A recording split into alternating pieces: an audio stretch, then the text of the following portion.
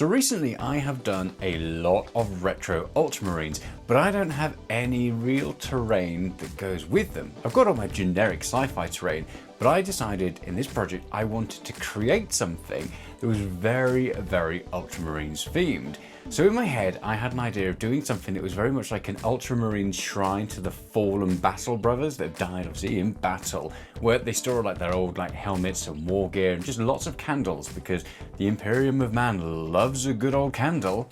And to do this I wanted to kind of design it from scratch as much as I could, but I wanted to kind of just tinker around and use up my 3D printer to print bits that I've designed and some of the bits I could find online and piece them all together and use like my laser cut to get some bases in there and just do some general crafting bits with like old bits that I've got lying around.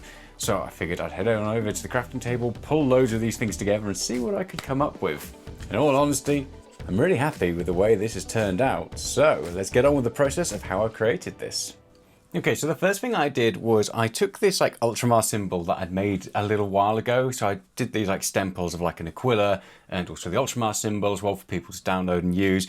And I've made this one, but I needed it bigger because the other one was about yay big. So I figured I'd see if I could print it pretty much to the maximum of one of my Bamboo Lab P1Ss and just see how that came out. Seems like it's going to be thick enough and big enough, so I guess we will see. I also decided that for the base, I didn't want it to go too big. I wanted it to be relatively contained, but large enough to basically have the whole thing on it. So I was going to use my laser cutting bit there just to cut a couple of bits of MDF to size and then stack them up to have them just with a couple of steps on there to give it a bit more three-dimensional bit, and just hopefully that turns out well. For all the trim and stuff, I went across onto Cults to kind of download some bits. As I said, I want this to be like a shrine to some of like the fallen warriors of Ultramar and my retro Ultramarines and everything else. So I found some candles, and I have all of this stuff linked down below as well. So I found all these candle pieces, which I'm going to get printed off, and these like statue plinths, because I decided I have a couple of statues either side of the Ultramar symbol, but we'll come on to that in a moment. And as well as that, I also downloaded a couple of these like Ultramarine banners, and I figured, A, these are going to be great for my retro Marines just to carry around in future, but for this project, I'll be able to have them on like the side of the Ultramar like symbol and see if it turns out well or not. I guess we will find out. Now, when it comes to the bit and turning it into a shrine, I figured I could use a whole bunch of helmets. So I've got all these like spare helmets and stuff that I've not used, like these firstborn ones. But because I tend to cut off a lot of Primaris helmets, because I don't use them, I always convert them for the like these amazing helmets instead. I've got loads of them in a bag, and I figured I could have like a stack of helmets around the shrine as well. And my thoughts around this are that we're honouring the fallen, so those who've fallen, instead of using the helmets again, because that would make sense, they're actually basically sticking them all around the shrine to honour their fallen brothers. And then some of them as well, they're basically discarding their Primaris helmets because my Legion don't like using Primaris helmets. I'll use some of the other gear, but they like the original helmets instead, so they're a bit more, you know, Firstborn-esque in design. So they've discarded them and put them on the shrine. It makes some kind of sense.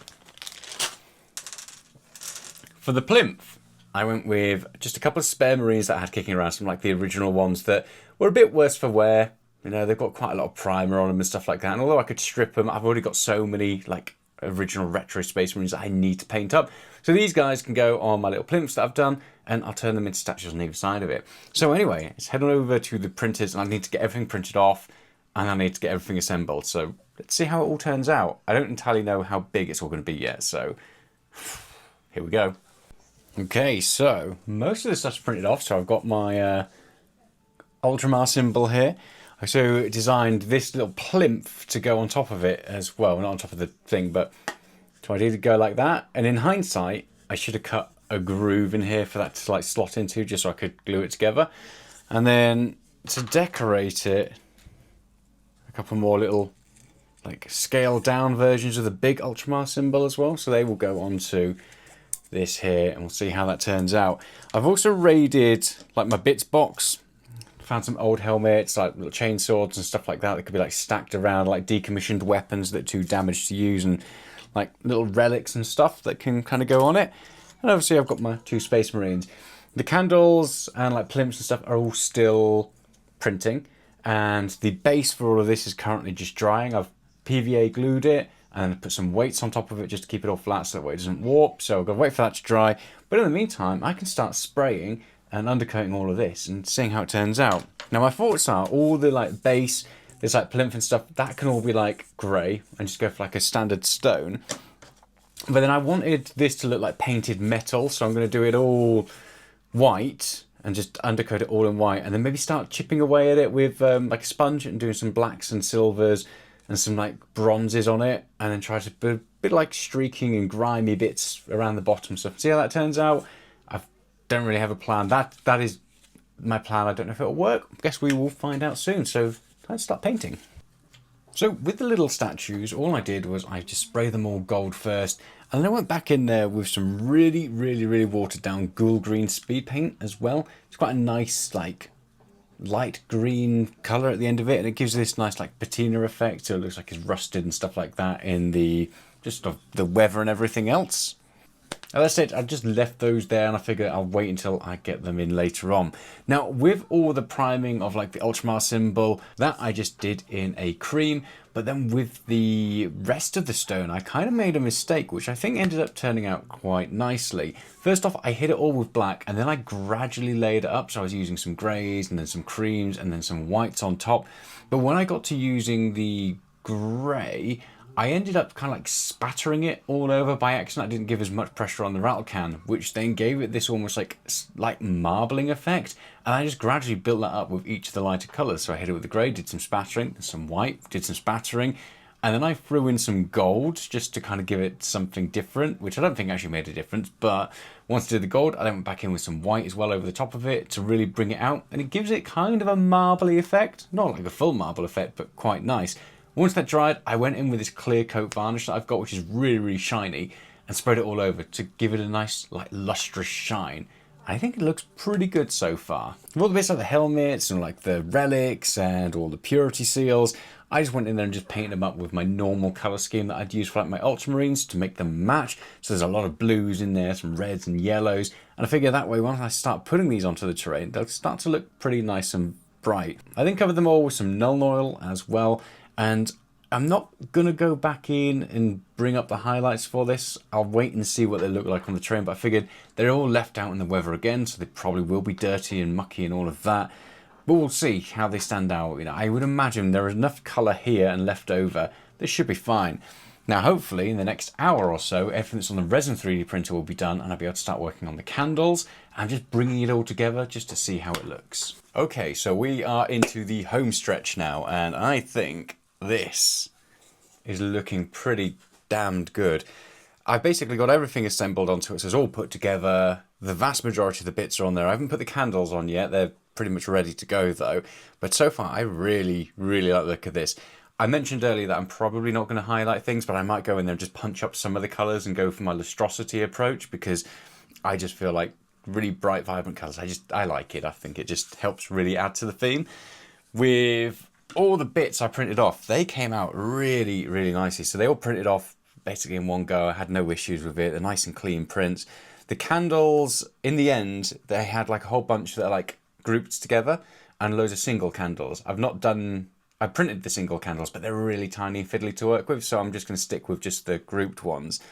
And then the banners, I've painted one up so far, and I just need to do a little bit more work on it.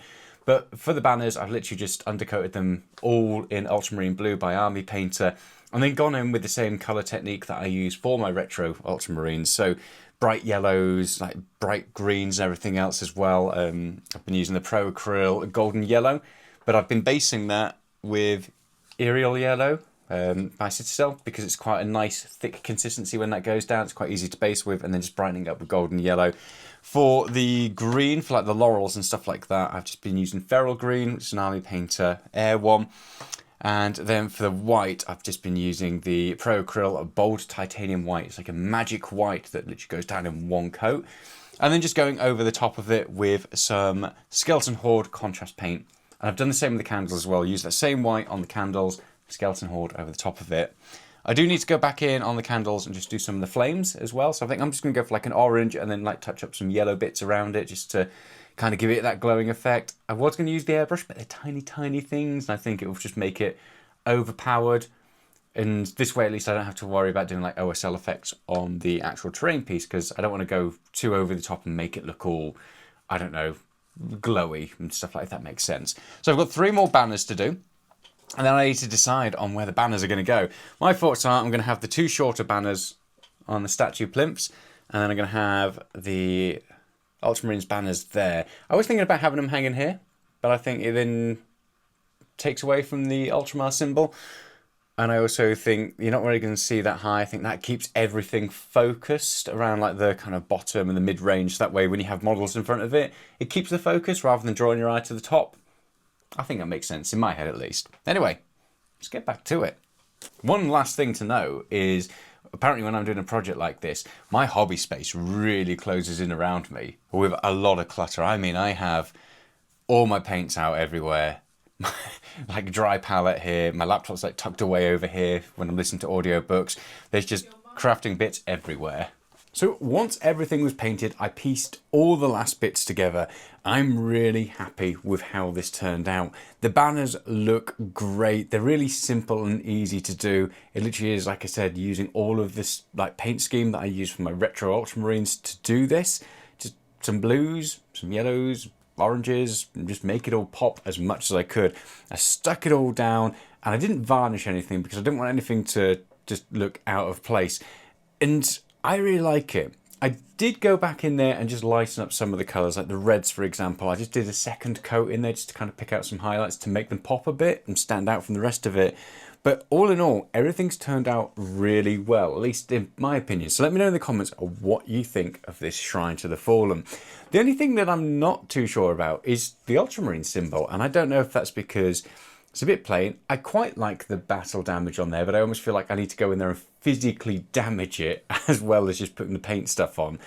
But I also didn't want to do anything too much to it because I figured if I did anything more than what I've already done, it would really just, I don't know, take away from the focus of everything else. It's there, it's in your face already. It's an Ultramarine symbol, it's big, it's bigger than like the entire thing. If I did too much extra on it, I just think it would probably just become a bit garish and overpowering. Whereas this looks nice once I've got my minis in there and stuff like that surrounding it. I think it just looks like a nice gaming piece. Let's do too much else, we'll just draw away from all the miniatures on the battlefield. So with regards to that marble technique, like I said, it was a mistake how that turned out. I actually really like it. At terrain glance, it looks quite marbly. It looks like a fancy stone or something like that. When you do get close, and you will see this in the B-roll, there are some bigger drips of paint, which look like big drips of paint, especially when you know they are big drips of paint. So it could definitely be done better. Now, I think if I use my airbrush for this and obviously lowered the pressure, I'd be able to probably get a better spattering with less drippy bits. So that's one way of doing it. I could probably dab it on there with a dry brush as well. But I think it's quite a nice technique for anyone who doesn't have an airbrush and wants to do something that's quick and efficient. You know, literally anyone could do this without having lots of extra supplies. So I think it turned out pretty nicely. So let me know in the comments what you think. And should I do something similar in like a bigger piece? I don't know, maybe a building or something like that. I'm really tempted, I almost dropped it and that would be great. I'm really tempted to pick up some like almost like Roman themed buildings and get them printed off and then try to add loads of like Space Marine bits and Ultramarine bits to it to try to make some kind of like sci-fi Roman city. I think that could be quite interesting. So let me know your thoughts in the comments below. Is there anything out there that you think I should try? Should I try and scratch build some stuff? Should I do more things like this? The world's your oyster. So thanks so much for watching. Hope you've enjoyed that. I really like the way this has turned out. And yeah, that's me done.